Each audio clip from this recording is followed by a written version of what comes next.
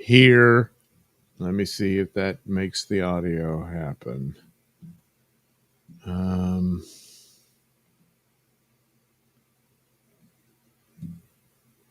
And can I hear it?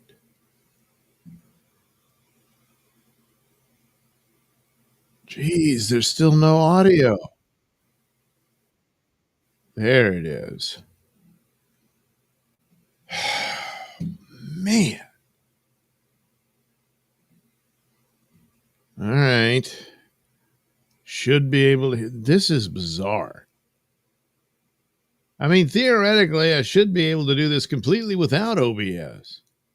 I mean, I'm not going to be on camera for this one. So what do I need it for? But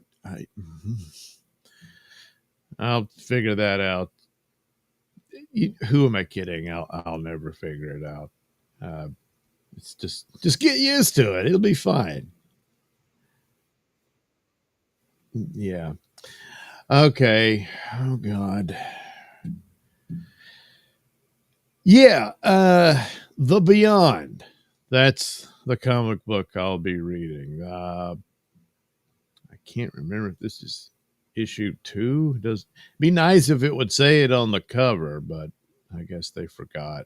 I don't know. Well, it promises weird, spooky, supernatural stories. The Beyond. And look, they woke up Dracula and he's pissed. So we get not Valley of Men, no, Valley of the Scaly Monsters, the Shrieking Terror, and other strange stories. See?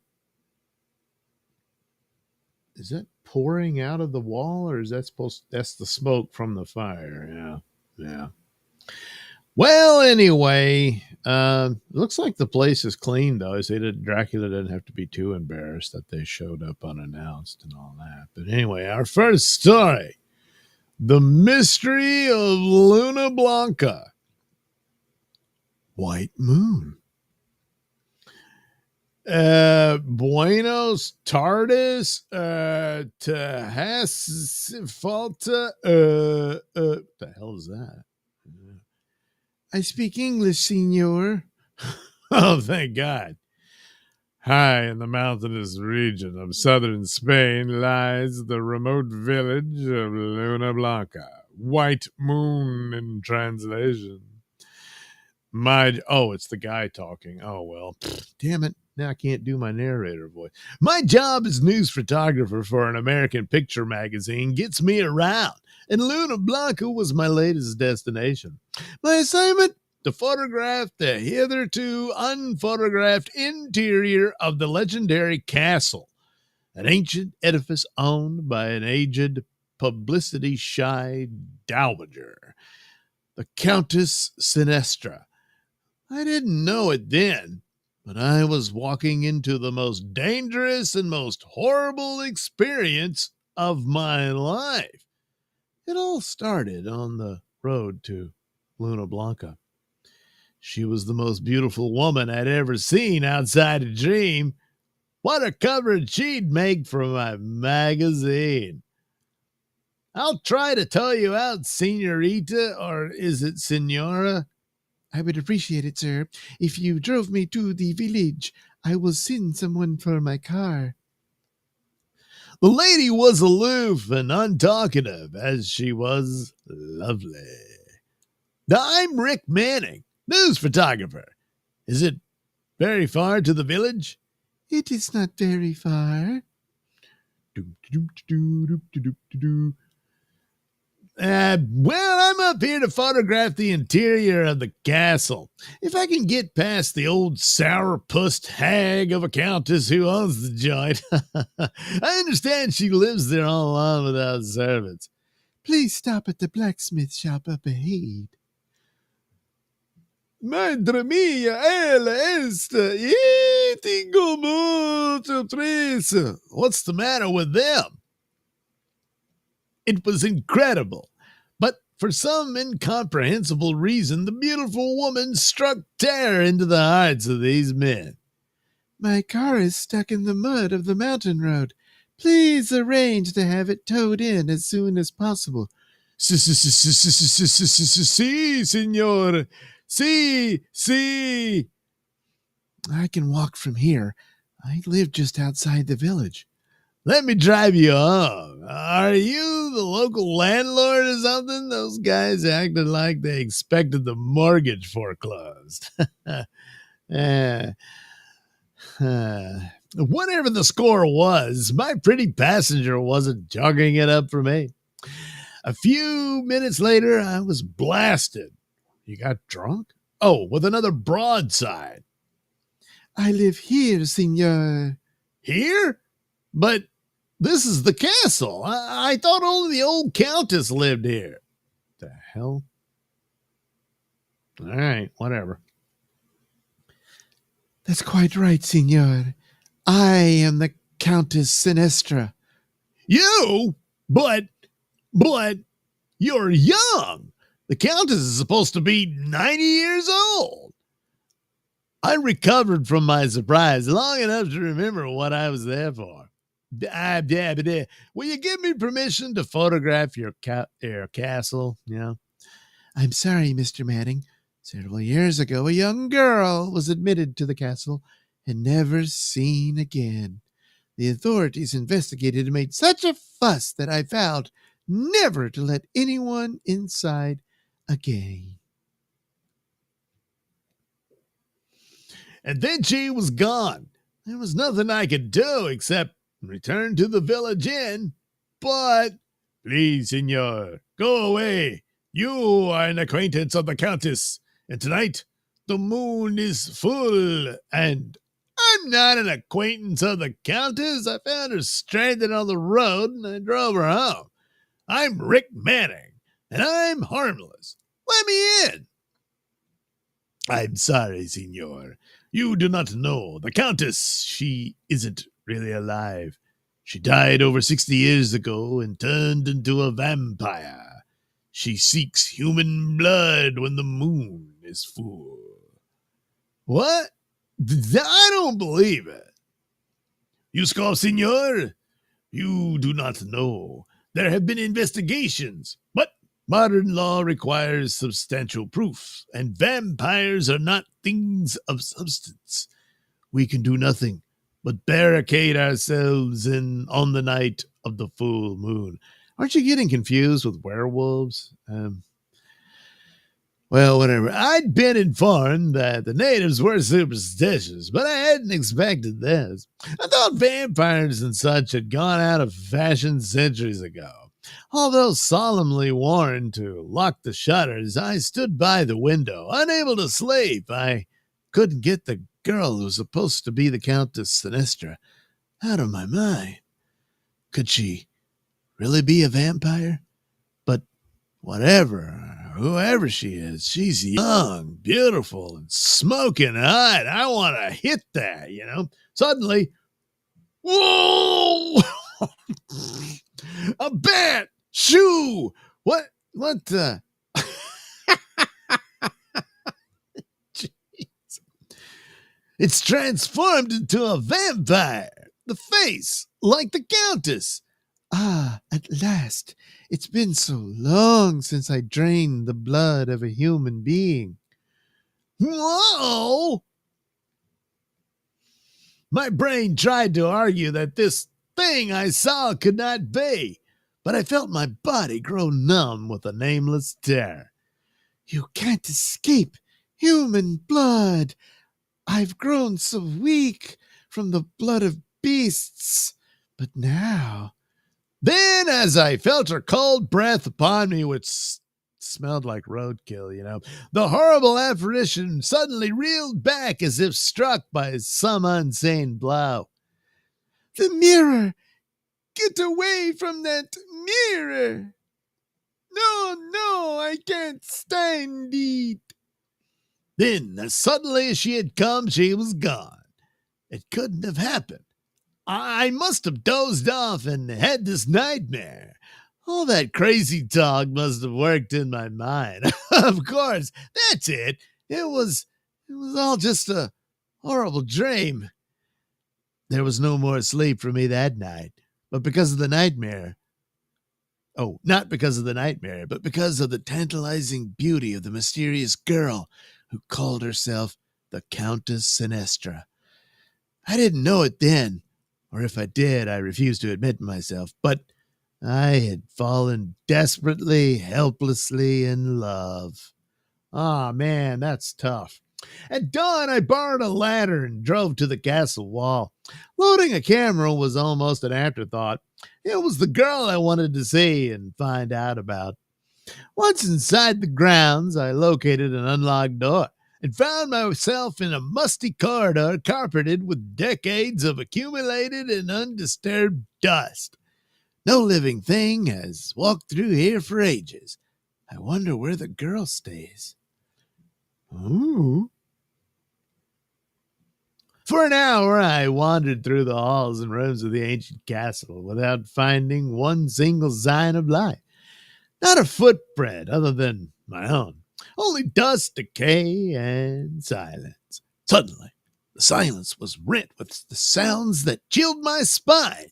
It was seconds before I realized that the sounds were music, the notes distorted by the echoes bouncing off the walls of the crisscross corridors. Someone's playing a piano. I followed the sounds, tracking down the music through a labyrinth of hallways, and finally found the chamber from where it came. I drew back the parted curtains, and what I saw froze the blood in my veins. There sat my beautiful lady in this grim, grisly tomb of a room, playing a piano through a network of cobwebs. I don't know how long I stood there staring in numb fascination until the shock wore off. Almost reluctantly, I snapped a picture of the scene. I'm going to get that girl out of this horrible place. Just in case of objections, I removed the film from my camera and slipped in a fresh roll. Then I announced my presence. Pardon the intrusion mess, kind of broke in and everything. I mean, Countess, but I must speak to you. Rick Manning, you're young, you're beautiful, you're a human being, and nothing but spiders and rats can live in this place you call a castle. You'll wither and rot and die. I'm taking you away from here. I can't leave here. I can never leave. I swept her into my arms and kissed her. She was all flesh and blood and warmth, as I knew she'd be. You're going to leave now with me. This place has affected your mind. You're obsessed and ill. For one brief moment, she seemed to yield hungrily to my embrace. Then she pushed away from me and fled. I'm not going to let you go. Come back. I ran after her, but as I passed through the doorway, I saw in her place the nightmare. No! You won't need that camera anymore. You won't need anything anymore. Not even a grave. What I leave of you, the rats will finish. This was no dream. This was real. The stories of the castle and the countess were true. I ducked away from the horror and ran for my life. Ha! You fool! You cannot escape.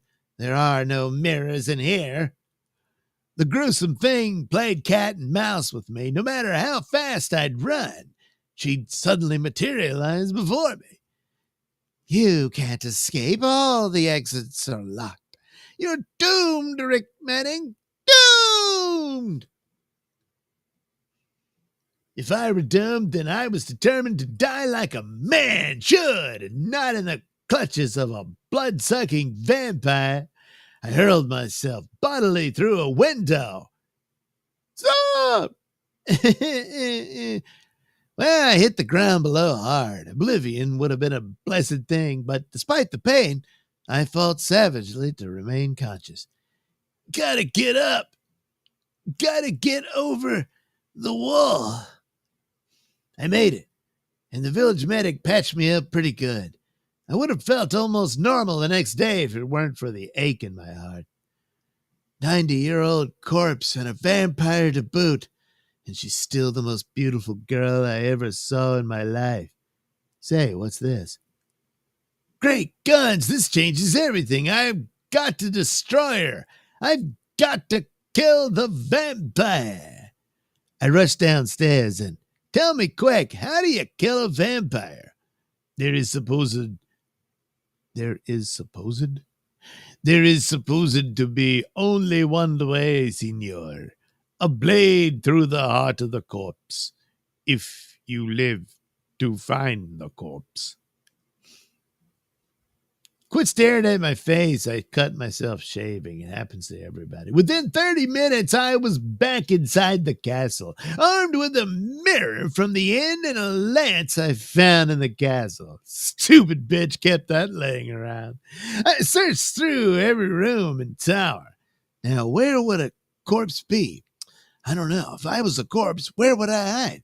I've looked all over. Say, the dungeons. There must be a cellar in this joint. I found the stairway down at last, hidden behind a rotted tapestry. I wasn't even surprised when I saw her, sitting there on a coffin. You come again? Yes, for the last time. Get up from that coffin. I kicked open the lid of the coffin and saw the decomposed remains of an old woman. This was it. I raised the lance. I am the guardian of that corpse. I must not let you near it. This is my show, Countess, and I'll have to play it my way. I rammed the steel shaft through the ribs of the corpse. A horrible shriek pierced the silence. Eee! It's done. Finished. The vampire is dead. And I'm alive. Oh, Rick, you saved me. You freed me from this terrible bondage. How did you know that no one else knew, that I wasn't the Countess, the vampire? We can thank the infrared film I used.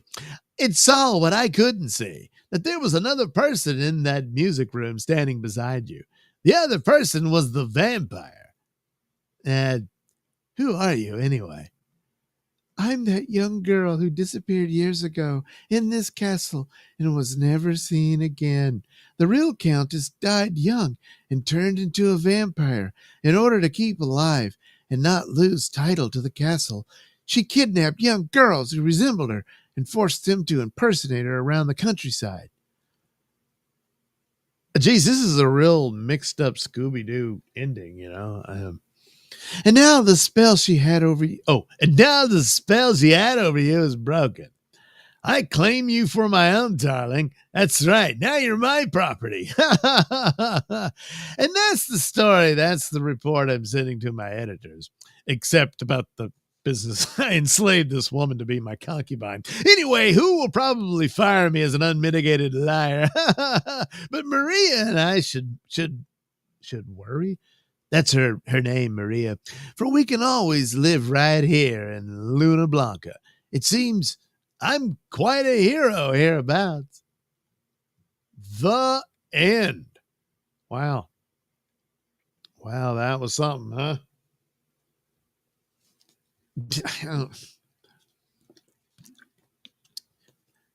Aren't vampires like shapeshifters and stuff? They stay young? Unless she became a vampire when she was an old broad to begin with. I don't know. But for whatever reason, she had to have this girl pose as her. Sounds stupid to me, but, well, that's what they did. So I guess we'll just have to go with it.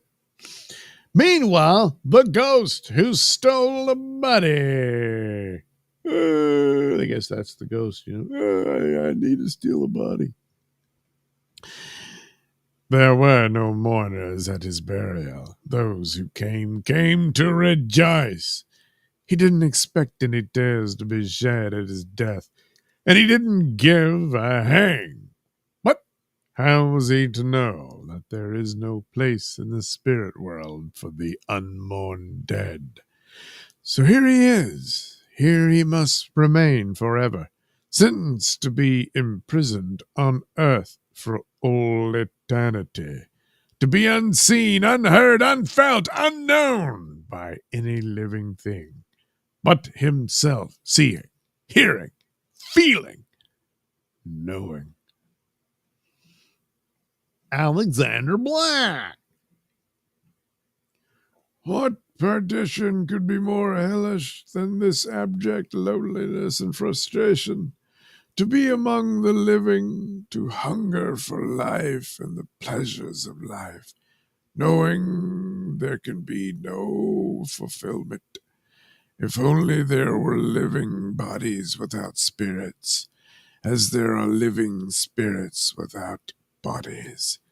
If only I could find a body for myself. How can I endure this conscious nothingness forever and ever? Well, you're gonna. Them's the rules. All these countless human homes and not one vacancy. Why, this congestion. What's going on? Any word yet? Nope. We can only hope and pray. Dr. Anders shouldn't risk his own life. The world needs men like him. Yeah, he's one man in a million, that guy. Dr. Anders. I've heard of him. He doesn't have to worry about his spirit winding up like mine unmourned. Just what is this experiment, nurse? Dr. Anders has invented a machine which will oxygenate and circulate blood through a body while a diseased heart is removed for surgical or chemical treatment. The repaired heart is then replaced and the heartbeat restored. You mean he's having his own heart taken out and then put back again just to see if it'll work? Yes, if it does work, hundreds of thousands of heart disease victims can be cured. Strange, isn't it? Life through death. They're dead until the operation is over. Dead? A body! A dead body! If only I'm not too late. I must get to it before life is restored. Where in blazes is the operating room? Ah, there it is. And inside, remove the anesthetic. He's stopped breathing. Dr. Raji, start the circulator. He stopped breathing. He's dead. Dead. The circulator? Wake up. The circulator. Wake up, Dr. Raji. This is no time for any of your yogi trances. Oh, excuse me, doctor. I suddenly felt the presence of evil in this room. Jeez, man, where do these guys come? What in the world? I'm conscious. Presence of evil? Man, are you studying to be a surgeon or a witch doctor? Sorry, Dr. Payne.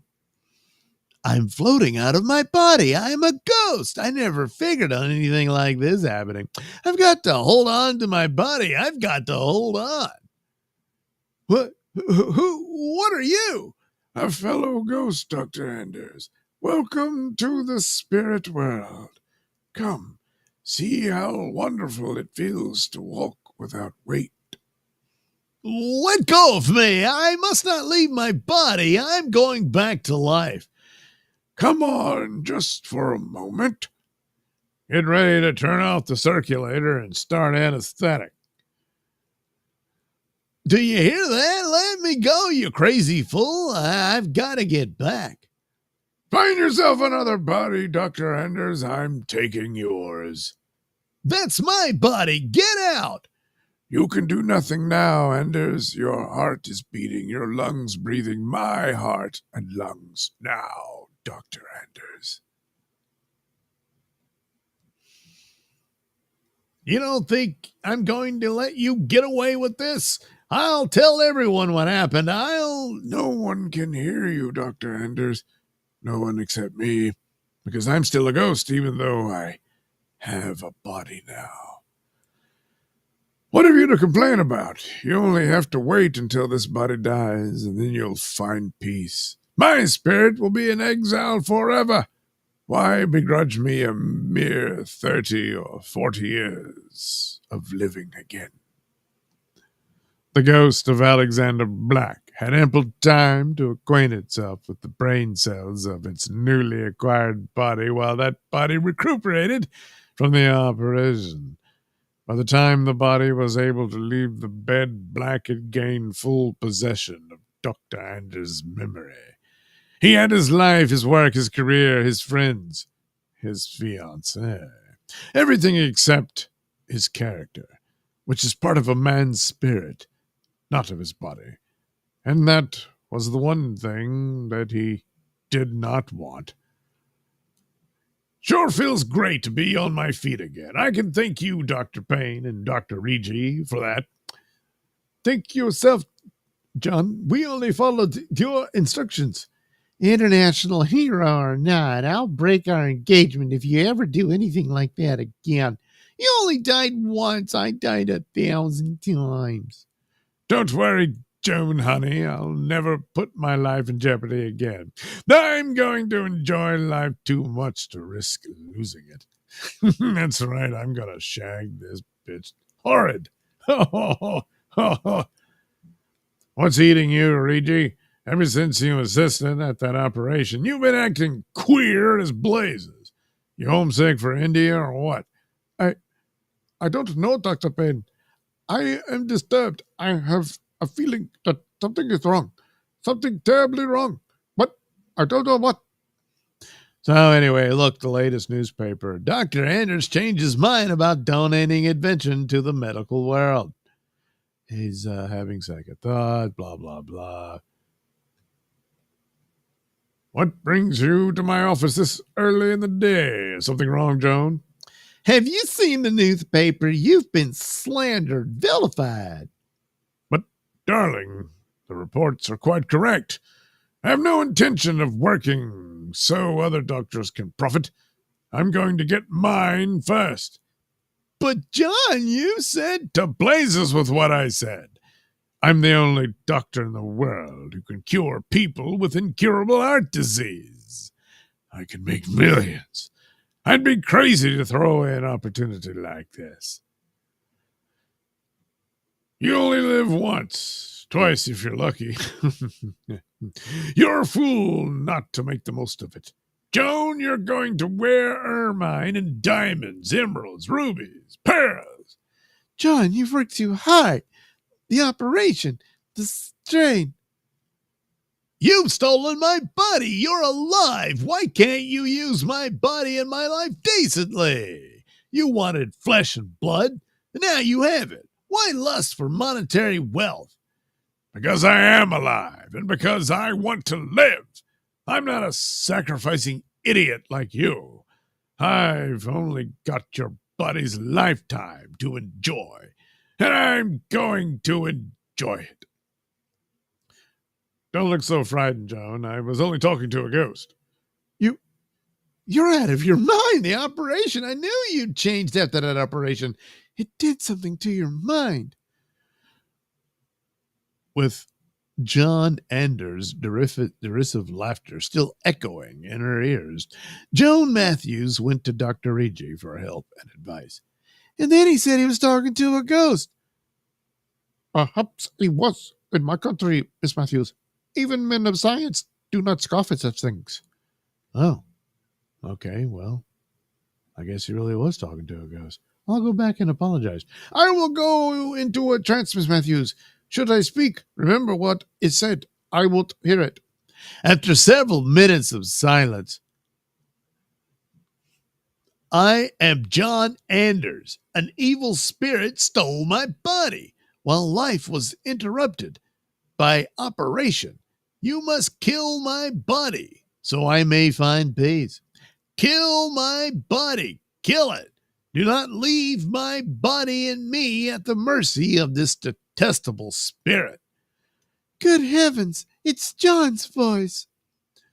Some minutes later. Where are we going? You're not going to kill John. If I have to, I will. He was my friend, Miss Matthews, but perhaps we can save him. A little later, at Dr. Anders' office, the clinic can go hang. I'm doing no more charity work, and that's final.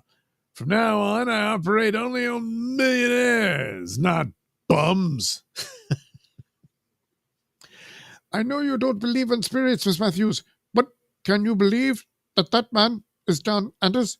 I don't know what to think. Phew, that smells horrible. What are you up to anyway, Dr. Reggie or Regi or whatever the hell your name is? Mazel, mazel, mazel, bulla, bulla, bulla, bulla. Hear me, great thousand-eyed, all-seeing spirit of space. See, see, all-seeing, behold this wrong, and act on spirit of space. That smoke, it's choking me. A final rattling gasp, and Dr. Anders' body slumps to the floor, lies motionless, and something's clutching me, dragging me out, something I can't see. No, no, please let me stay in my body. Dr. Regi, did you kill him?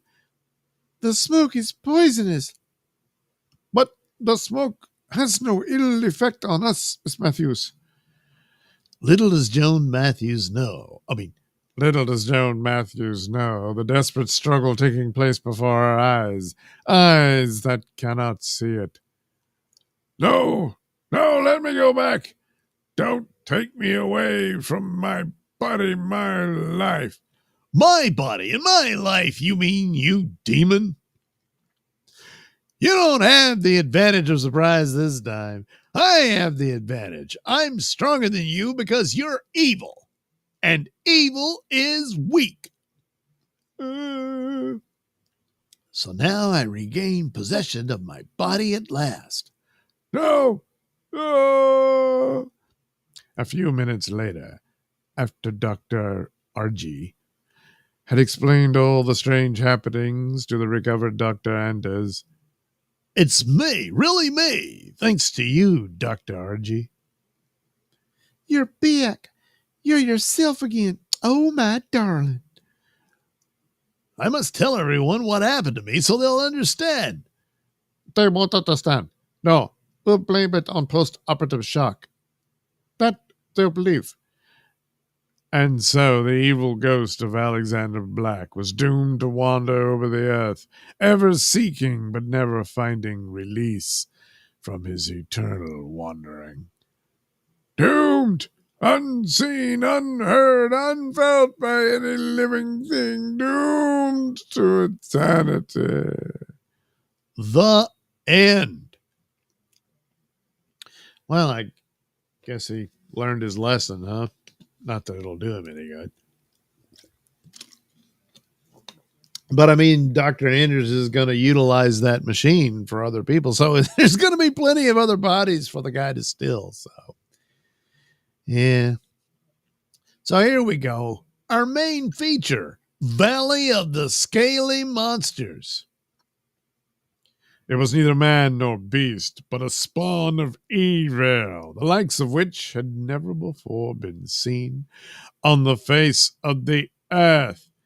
They were only two men and a girl against the menacing dangers of the steaming Amazon jungle.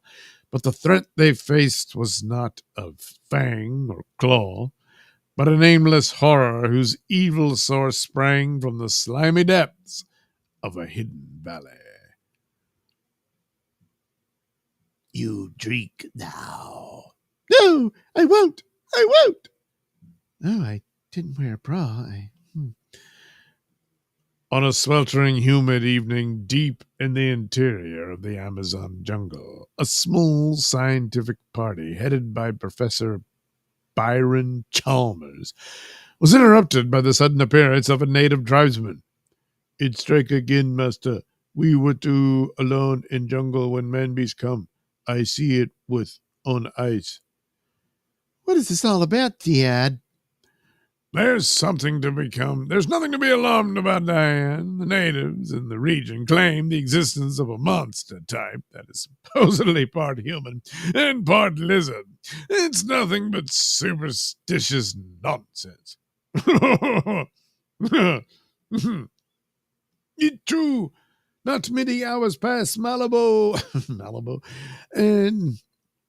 and friend hunt in jungle for food.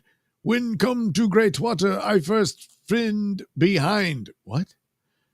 At first, all is quiet, no sound, but those feet. Then I hear, yeah! Malibu alone escape, but friend do not die. 1, 2 moon from now, he too become man beast like others. This I know, this happened many time before. All right, Malibu. Leave this tent at once. Malibu go, but give warning. Your fires stick not stronger than man beast evil. What do you really think of it, Thur? Nothing but hysteria and hallucination, Roy. In many respects, they're like children. Their world of reality is often penetrated by fantasy, born out of superstition and fear. Forget it and get a good night's sleep. Lots of work for all of us in the morning. The following morning, the 3 Americans took various positions along the river's edge, each of them searching the sluggish waters for the tiny animal and plant forms to be added to their collection. I know I'm acting foolish, but I can't help feeling nervous about what that native said. I know it's impossible, yet... Uh-oh. But at the same time as the unsuspecting girl went about her task, there was a slight movement behind her. Slowly the dense foliage bent forward, and 2 pairs of hideous eyes peered out from beneath scaly brows. Slowly the seconds ticked by, and when the girl raised her flask from the river, That should do it. Now if... Wait! That sound! Swiftly the scream of terror choked into a wailing sob that bubbled fitfully on the girl's lips, and then finally ended in blessed oblivion. He... Lunging forward, the brutish form streaked through a secret jungle path, which finally emerged into a valley whose floor was strangely pockmarked by jagged craters. With a hissing sound through forked tongues, they stopped at one of the larger fissures. Galiki Maromipo Agunzo. Swift arms carried her into the lower regions of a subterranean cave, where the unconscious form was placed on a rocky dais. Grotesque shadows flickered ominously in the shifting flames of the numerous torches as the girl struggled upward out of a well of darkness. You drink this. No, no. You drink. Soon you be our queen. You rule. We obey.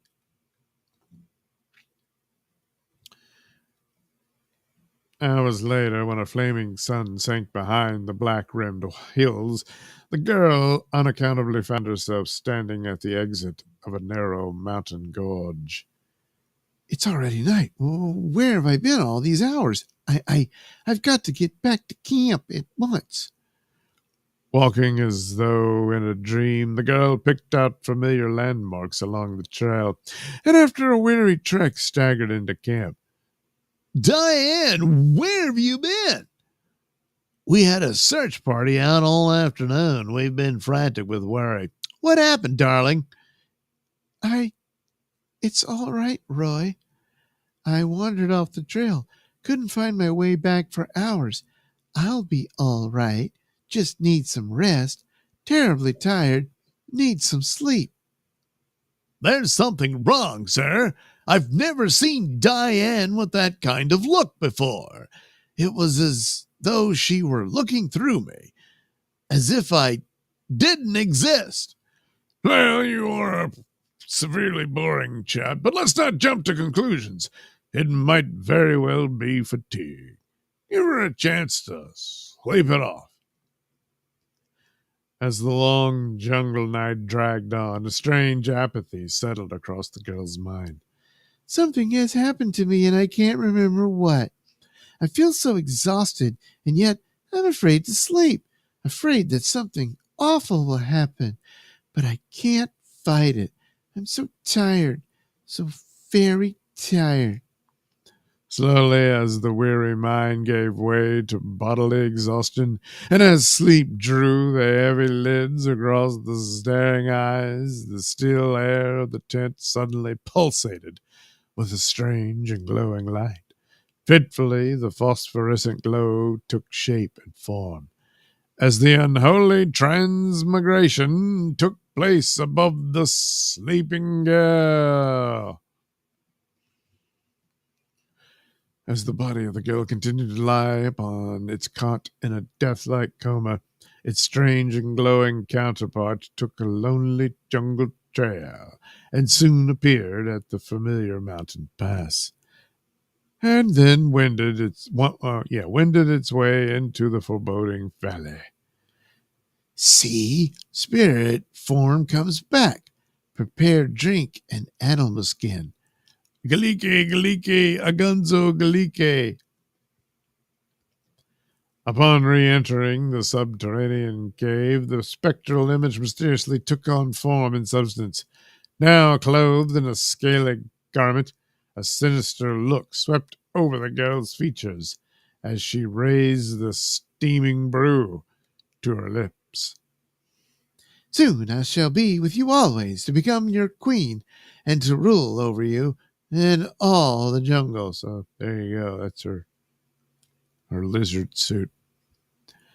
Now you return to camp in spirit form like you come, but each night you drink here, you drink that soon change you forever into queen. I understand, and will do all of it exactly. Every night for 2 consecutive weeks, the girl's disembodied spirit returned to the hidden valley, where the loathsome ritual was repeated, amidst the animal cries of the hideous horde. Then, one morning in camp, Diane, I've been meaning to speak to you for some time. Not now, Roy. I couldn't stand any questioning. Please let me alone.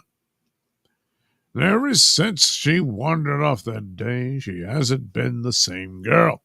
I've checked her tent these past few nights, but she seems to sleep soundly enough. I just can't understand her behavior. Neither can I, sir, but I intend to find out. That night, as the camp slept, the determined young man took his position in the dense foliage, not far from the girl's tent. The hours dragged by, and then, Great Scott, it can't be. unobserved, the young woman followed the spectral form through the maze of jungle, seeing but not truly believing, plodding forward step by step until the trail ended at the mountain gorge. The specter's headed for that valley. I mustn't lose sight of it. Whatever that thing was, it went down here. Somehow it ties up with Diane. There's only one way to find out, and that's to go after it. Moments later, Tonight you become queen. When you drink now, body and cap will die. But you will remain here to rule over all jungle. Merciful heavens, what have they done to her? Stop! Don't drink it! Psh. Seize him! Don't let him get away! Whatever they've done to her, she's turned against me. But I can't stop now. Got to stall for time. I know, this torch. This will do it. taking advantage of their momentary confusion, Roy seized the resisting girl and, if I can beat them through the pass, I might stand a chance. Got to try it. once out of the forbidden valley, the girl broke from his arms and ran for the jungle. A greenish glow once more enveloped her form as the startling transmigration took place once again. Wait! Come back! Diane! Here they come now. It matters little what happens to me, but I'll fix their scaly hides for what they've done to Diane. Charging up the rocky slope to a large balancing stone, Roy strained with all his strength, and it's rolling. It's starting an avalanche. With a snarling rush of sound, an entire section of the mountain crumbled away. Melting in fury, tons of rock and debris rained sudden death on the writhing horde below. Leaving the scene of devastation, Roy headed back for camp. That monster in the cave said that something about her real body dying if she took the final drink. Maybe it isn't too late yet. And a short while later, oh, Roy, it's been so awful. I've had such a terrible nightmare. I was in some kind of dreadful danger. Hideous monsters surrounded me. I felt so lost. So, it's all over, darling. You've nothing to fear now. It's all so hazy, but it seems that you were involved in it, too. Tell me, Roy, was it or wasn't it a dream? Of course, it was only a bad dream, Diane. Forget it. My darling, you will never know what a horrible fate you just barely escaped from. Yeah, well.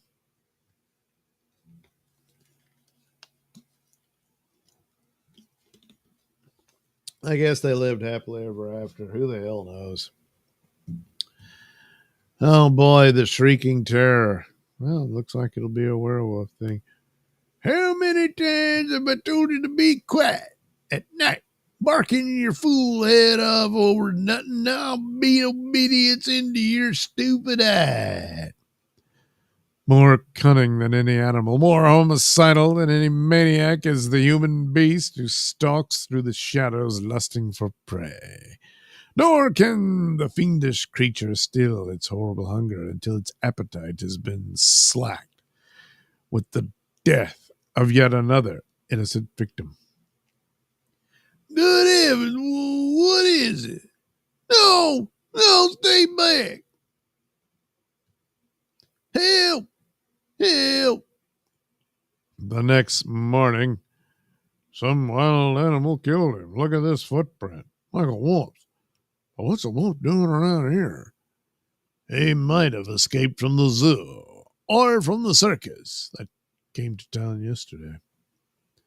Meanwhile, at Stanton's touring circus, I can't understand it, Mr. Stanton. The wolf is gone.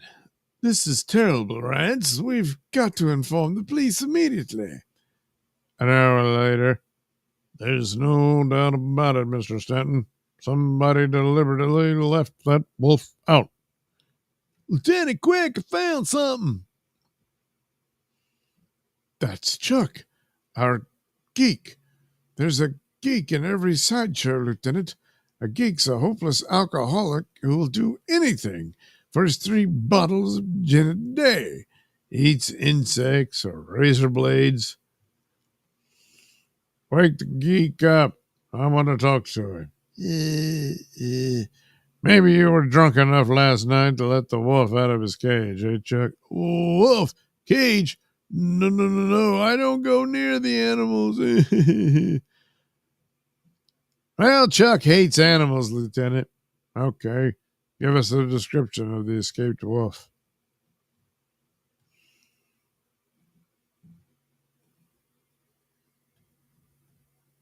Later that morning in the city park, we've got him. I hope it's the wolf that killed that guy over on Sand Street. So the circus acquired another wolf and moved on to another town.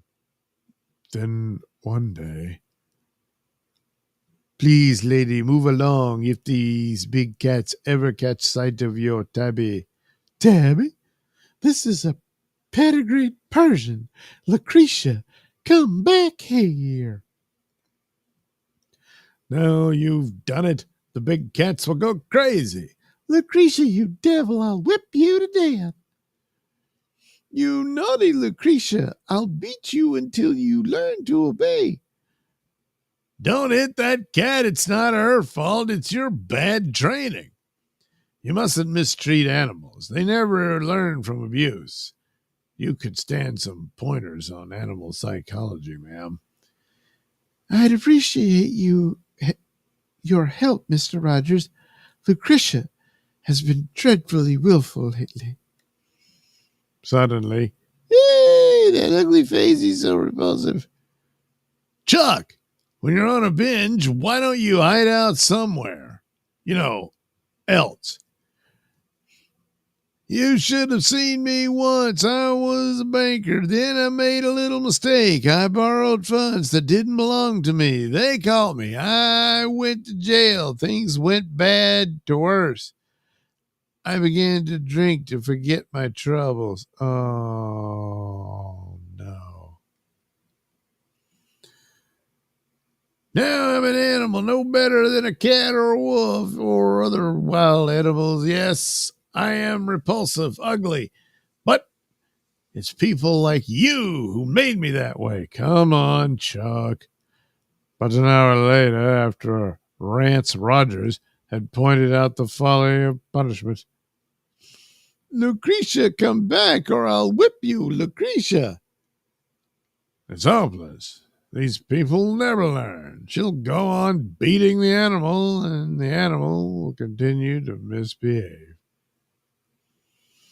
That night after the show, a dim form slinked past the animal cages. The big cat stirred restlessly. Come out, brother. Come join the hunt. You have freedom now. Freedom to hunt and to kill. Avenge yourself on those who would imprison you for life, as I shall. Shortly after, a creaking sound pierced the stillness of a mid-Victorian parlor. A window curtain parted. A savage form stood revealed in all of its hideousness.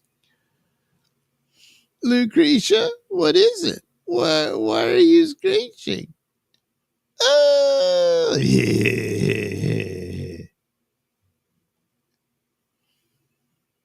A sight so horrible that paralysis stilled the voice. The victim moved shudderingly backward as the creature of doom crept forward.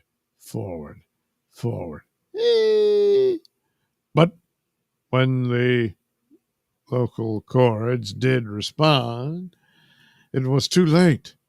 The werewolf had struck. The next morning, as the milkman made his rounds, it's Miss Reed. She's been killed. Gosh, what a sight. Once again, the circus wolf was reported missing, then discovered hiding in a section of sewer pipe. Wait, don't shoot. We can smoke the animal out. One side, please let me bring the cage up to the mouth of the pipe.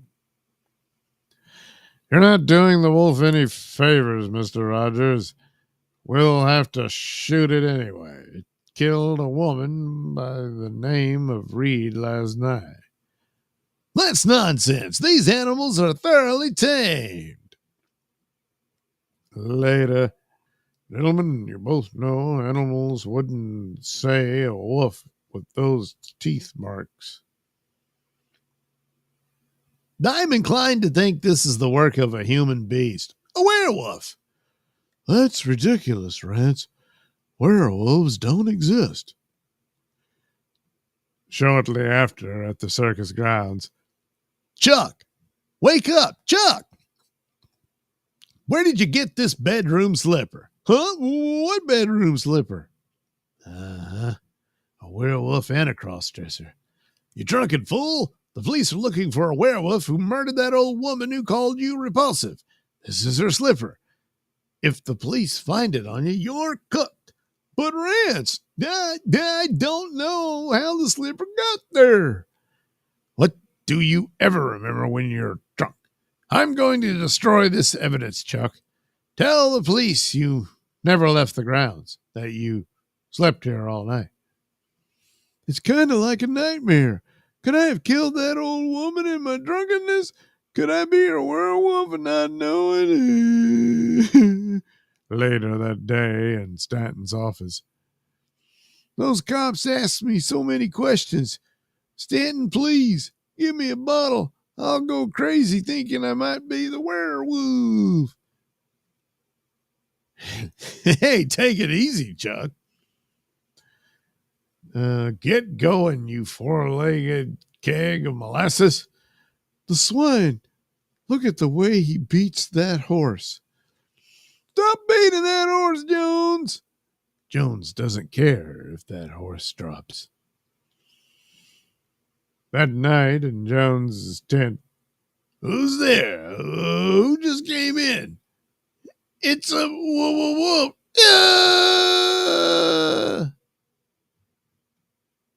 The next morning, killed like the others were, as if a wild animal got at him. Did Jones have any enemies? Well, the geek especially hated him. Minutes later, look what we found in the geek's box. Jones' wristwatch. Well, I don't know how he got there. Officer, let me talk to the geek alone. He trusts me.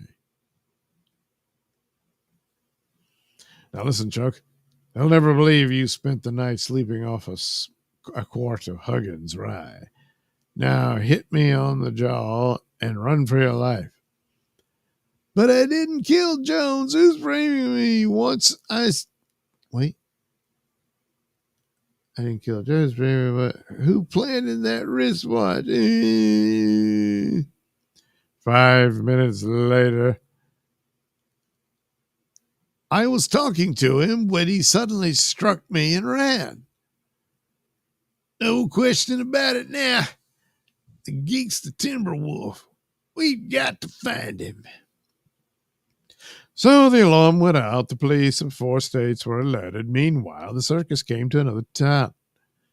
Still no news of the geek, Rance. Say, what are you looking for? Those pigeons. Do you know how much cruelty goes into taming them? Those birds are starved till they obey. That pigeon financier is a monster. After the evening show was over, that pigeon tamer is no better than that dog owner. That old maid with the cat, Jones whipping that poor horse. Yes, the pigeon maid deserved punishment too. Ah, the moon.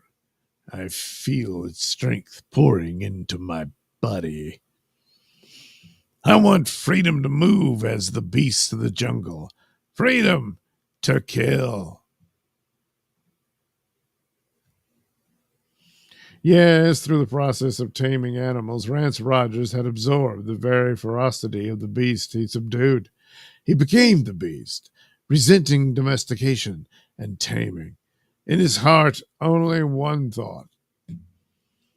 Revenge! Revenge against all those who tyrannize animals. Nor do I have to release the wolf this time. Chuck, he will take the blame for yet another murder. Shortly after the squawking of frightened birds aroused the pigeon fancier. What's all this clicking about? Get down, all of you, get down. No, get away from me. Go ahead, pigeon tamer, tame me. Yeah. No, Rance, I'll tame you. I saw everything. I've been hiding in your wagon since yesterday. I suspected you framed me from the second you mentioned I'd be drinking rye instead of my usual bottle of gin. The geek. Only someone who crept into my box during the night could have seen the bottle of Huggins rye, which I destroyed in the morning. I stole that rye from Stanton's office. You saw it in my place when you planted Jones's watch. You'll never live to repeat that story, Chuck. I'm going to kill you. No, Rance, we're both going to die. I'm taking you with me. Yeah! 10 minutes later, an amazing discovery. The werewolf, he changed back to his human form. Rance Rogers, the animal trainer. Of all people to become a man killer, I guess the beast lurks under the skin of every man. The end. Oh, boy. That's something. Anyway, once again, Mr. Nailsin Sunday Comics was brought to you by the Spot Reducer. It vibrates a lot. And there you go. You're going to want to put it in the right place, you know. And, well, it's all very satisfying, refreshing, and all that good stuff. So, don't delay. Order your Spot Reducer today, you know. All you got to do is plug it into an outlet and you're good. But there's the address. Make sure you jot that down. All you got to do is enclose $1, just $1 plus the $8.95 shipping and handling. But after all that vibrating Spot Reducer is all yours. So there you go. The Valley of the Scaly Monsters, a werewolf, a vampire. Yeah, I think that was the whole deal. Well, we sure learned a lot, didn't we? Not really. It's a bit odd. I mean, it actually had a werewolf story, but it didn't involve the moon or anything, whereas the vampire story did. What a mess. But I don't know. That's how they wanted to do it. So it's their business. It's not mine. I just read the stuff, you know. That's what I do. Susan Dolan says, Hail Douglas. Hi, Susan. Crouching Taylor, Hidden Swift. The blue guy waving. Dead Punk Gage. Doug, social media manager. Hey there, Doug. How goes your art? It goes. Susan Dolan. Hail Crouching Taylor, Hidden Swift. Dead Punk Gage, Tug, social media manager. Is Dr. Strange doing anti-smoking PSAs now? No, but he probably should. Of course, I wonder if it would be like, 9 out of 10 doctors agree, Susan Dolan says hi. Dead Punk Gage says hi to Susan. Dead Punk Gage says, you should have read this whole thing in your James Mason voice. Yeah, but I don't know, it wears me out, Susan Dolan, same here, Dead Punk. Dead Punk Gage, you heard it, Doug. More James Mason's circa 20,000 Leagues Under the Sea voiceovers. Dead Punk Gage, okay, that old guy deserves the Charlton Heston treatment because he looks like Heston. Did he? Crouching Tiger, clashing mugs together, I guess. Dead Punk Gage, what? Did she almost watch Tron Ares too? Probably. Dead Punk Gage, he definitely should have been voiced by Grady from Sanford and Son. Dead Punk Gage, thank you, Officer Elvis. Oh, yeah. Dead Punk Gage, that's right. Blame the system for your animal cruelty. Yeah, that's what he did. I mean, if he's going to look for an excuse or an out, Susan Dolan to Dead Punk. Of course, nothing is ever their fault. Yeah. Dead Punk Gage, I blame Kathleen Kennedy for her entitlement mentality. Well, somebody spoiled her rotten, So, I mean, she's been an adult now for a long time. So, she can't blame, I don't know, daddy or whatever. But, well, it started there. So, okay. Dead Punk Gage, it's Old Man Jenkins from the Haunted Amusement Park. Yeah, that was a weird thing, It's, she says, no, I had to pose like I was the vampire because, I don't know, the old lady was lazy or something. Whatever, that's how that went. So, there you go. These were some weird stories. I guess that's the beyond part, And basically, you had some lizard people. You had, of course, a vampire and a werewolf, but man, they were all messed up. Got to admit, I'm starting to fall asleep during that werewolf story while I was reading it. Whew. Yeah, I'm pooped. I was up all night at work. And then some crazy idiot nearly ran me off the road. God, that's the thing about traffic. You can do everything right and still die. Anyway, on that cheery note, I guess I'll take off. So, thanks for watching and listening to me babble on reading these old crappy comics that nobody cares about anymore. But in keeping with the season, they were horror stories. So, it's a treat. No trick. It was a treat. All right. Talk to you again soon. Have a good rest of your Sunday. And I'm going off to Sleepyland.